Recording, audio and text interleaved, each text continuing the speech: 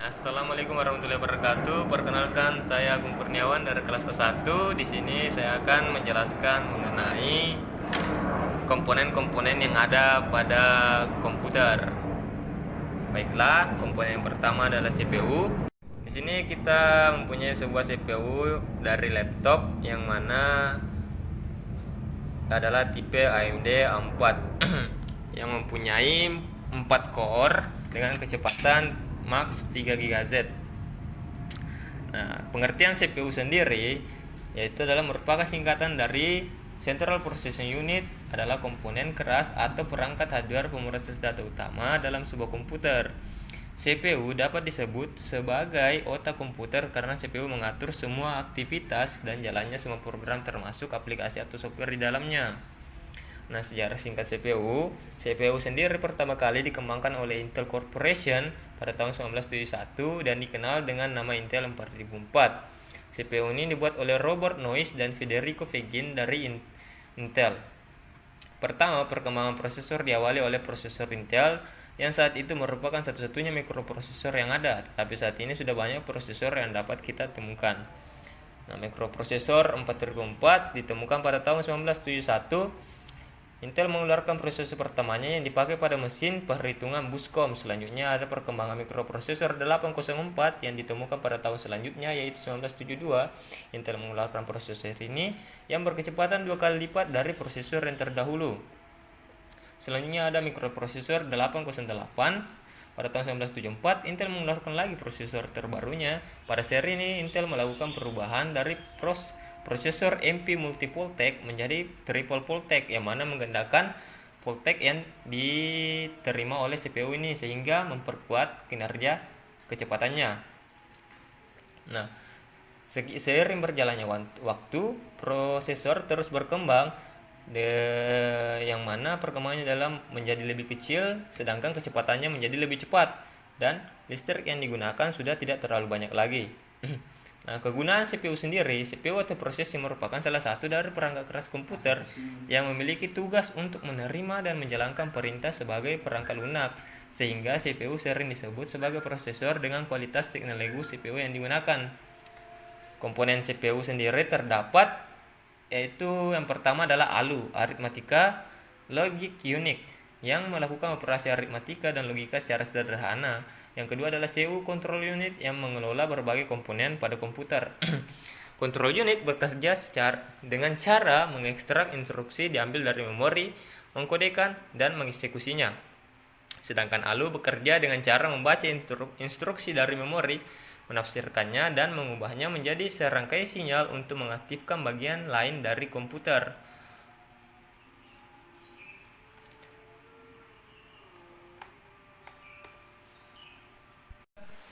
Baik, selanjutnya yang akan saya jelaskan adalah motherboard. Pengertian dari motherboard sendiri adalah papan induk, juga disebut mainboard, papan sirkuit utama, papan sistem, baseboard papan, planar, papan logika, dan mobo, dan lain sebagainya. Adalah papan sirkuit cetak utama atau PCB di komputer. Komponen ini memungkinkan perangkat-perangkat elektronik penting pada suatu sistem terhubung satu sama lain.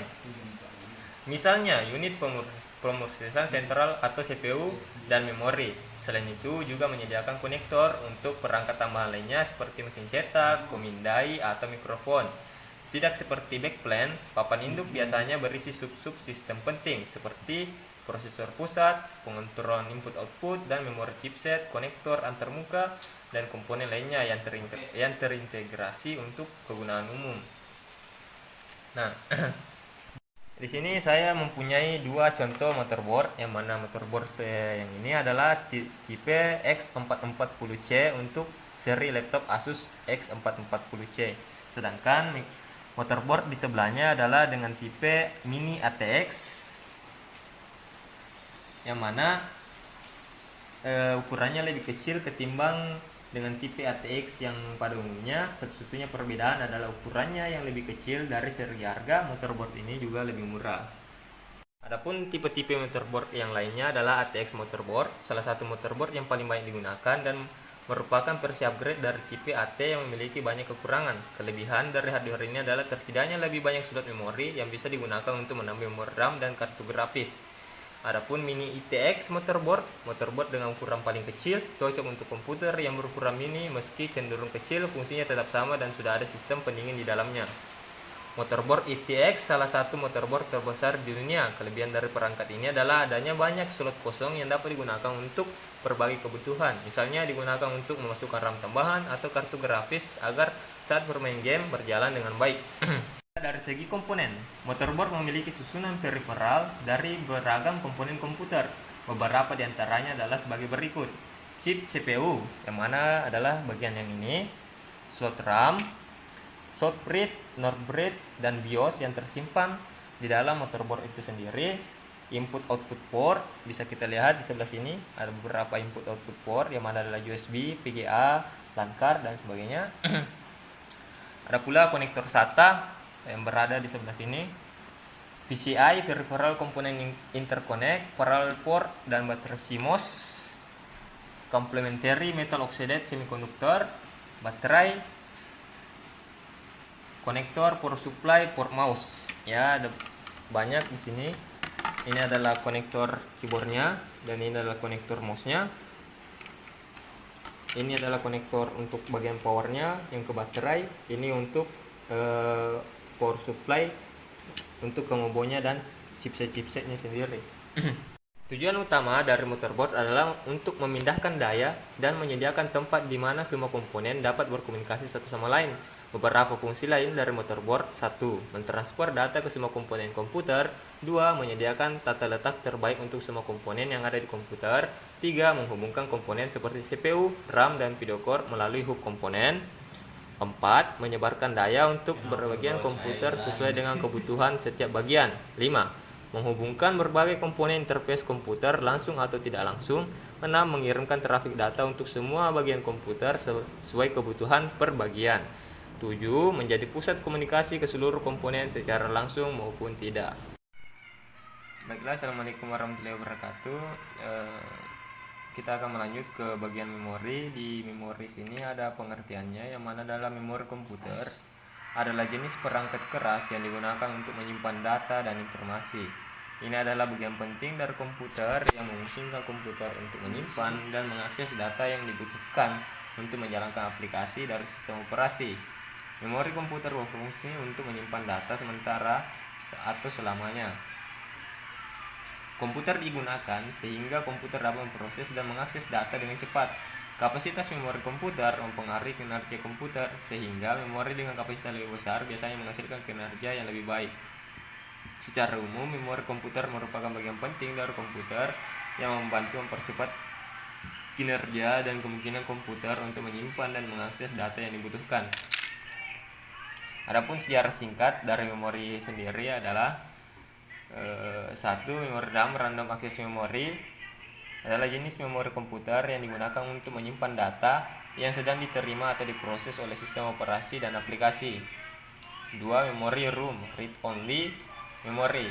ROM, read only memory, adalah jenis memori komputer yang hanya dapat dibaca dan tidak dapat diedit atau ditulis. ROM biasanya digunakan untuk menyimpan firmware, sistem, dan data bawaan seperti kode boot, driver, dan informasi sistem. Informasi yang tersimpan di ROM dapat dibaca oleh sistem operasi saat komputer dinyalakan, namun tidak dapat dimodifikasi atau dihapus. Memory cache. Memory cache adalah jenis memori komputer yang digunakan untuk menyimpan data yang sering diterima oleh CPU atau Central Processing Unit. Ada pula memori pendukung dan lain-lain. Cara kerja dari memori tersebut: ketika perangkat komputer dihidupkan, controller memori dan beban basic input output sistem BIOS dari read only memory akan memeriksa semua alamat memori. Hal tersebut dilakukan untuk memastikan bahwa tidak ada error dalamnya. Pada prosesnya, BIOS akan menyediakan informasi dasar terkait susunan boot, perangkat penyimpanan, dan lain sebagainya. Di sini dapat dilihat ada sebuah memori, yang mana memori ini adalah tipe DDR2 dengan kecepatan 805Z. Dan di sini adalah MOBO, yang mana di bagian MOBO ini mempunyai chipset yang seperti ini, yang berguna untuk menyimpan ROM atau read only memory. Di dalam CPU juga terdapat memori yang mana disebut dengan memori register. Cara kerjanya sendiri adalah ketika komputer dinyalakan seperti tadi, maka Mobo akan mengakses RAM untuk mengecek semua alamat memori. Hal tersebut dilakukan untuk memastikan bahwa tidak ada error dalamnya. Setelah itu, komputer akan melakukan booting dengan normal. Selanjutnya adalah power supply. Pengertian dari power supply adalah sebuah komponen yang digunakan untuk masuk atau menyediakan daya listrik ke sebuah atau lebih perangkat. Power supply saat ini telah dirancang sedemikian rupa untuk mampu mengubah bahan dasar energi semisal energi matahari, angin, hingga kimia menjadi energi listrik.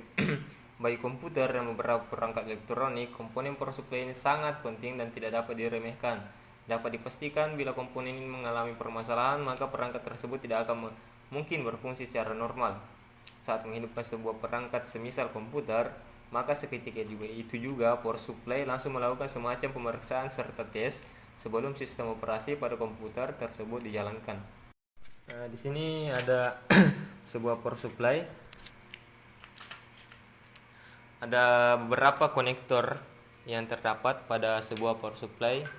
Di sini ada yang disebut konektor ATX power, yang mana digunakan untuk menghubungkan power supply unit ke Mobo atau motherboard. Ini versi lama dikarenakan pinnya masih menggunakan ATX 20 pin konektor. Ada pula Molex konektor yang digunakan sumber tenaga bagi hard disk yang seperti ini, atau dan si drive. Kadang sebagian produsen juga membuat fan, kipas pendingin, lampu-lampu, dan aksesoris lainnya menggunakan konektor ini.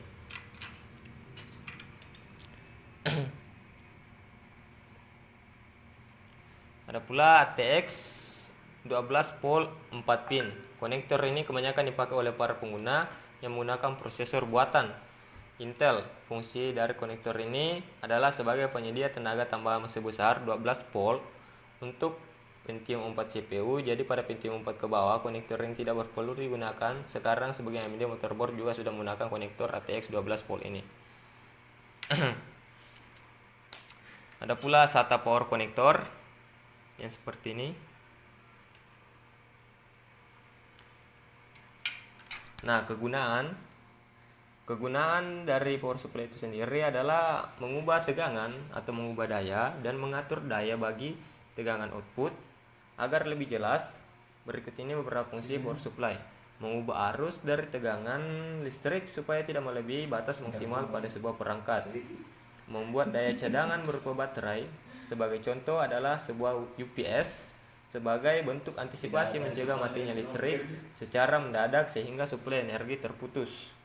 Mengubah arus dengan tegangan tinggi AC alternating current menjadi arus dengan tegangan rendah DC direct current. Nah, ada beberapa jenis power supply yang mana adalah AT, Advanced Technology, BTX adalah perkembangan dari AT. Jenis ini digunakan dengan maksud menunjang kinerja komputer rumahan dan perkantoran. Adapun ATX Advanced Technology Extended, yang mana adalah power supply yang digunakan sekarang. Power supply jenis ini merupakan hasil varian dari modifikasi dan perkembangan dari power supply jenis AT Advanced Technology. Varian ini memiliki keunikan pada sistem on-off yang mempermudah pengguna dalam mematikan perangkat secara otomatis. Selanjutnya adalah pengertian dari hard disk. Hard disk adalah komponen perangkat keras yang menyimpan semua konten digital, dokumen, foto, musik, video, program, preferensi aplikasi, dan sebagainya. Konten digital disimpan di hard disk. Hard disk juga dapat berupa eksternal dan juga berupa internal. Selain itu, hard drive yang sering disebut dengan hard disk dan HDD ini adalah perangkat penyimpanan data non-volatile. Penyimpanan non-volatile berarti perangkat penyimpanan akan tetap mempertahankan data yang tersimpan meskipun perangkat utama dimatikan. Semuanya yang dapat disimpan di hard disk diukur berdasarkan ukuran file. Dokumen atau teks biasanya berukuran sangat kecil, sedangkan foto berukuran besar, musik berukuran lebih besar, dan video berukuran lebih besar.